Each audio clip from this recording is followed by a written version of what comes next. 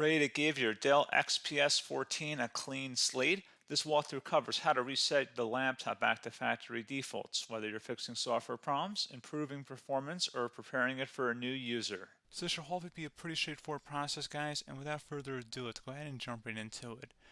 It's supposed to not delete your personal files. I strongly suggest that you create a backup of any important files or documents before you proceed, because even though it might say that it's going to save your personal files, there's no guarantees that it will, so just keep that in mind, and we're going to go ahead and jump right into it. So we're going to go ahead and start by right-clicking on the Windows Start menu, and we're going to select Settings. You want to select System, and then on the right side, scroll down until you get to Recovery. Reset Advanced Startup Previous Version of Windows. Go ahead and open that up. So we're going to start by going underneath Recovery Options, reset this PC, choose to keep or remove your personal files, then reinstall Windows. Go ahead and select Reset PC.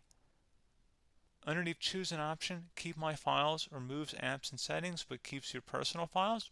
Now, like I said, there's no guarantee, but you still want to create a backup, but we are going to select that for today's tutorial here. And it's going to ask how would you like to reinstall Windows. I usually do a local reinstall, so that's what I'm going to select. And current settings is going to reinstall Windows from this device, and then we're going to select next again. This shouldn't take too long here, guys. And resetting will change settings back to their default, keep personal files, reinstall Windows from this device, remove all apps and programs, and you can also view what apps will be removed. This will take some time and your PC will restart. These are the apps that will be removed, so take note of that. So you're definitely going to have to reinstall some stuff once it's done.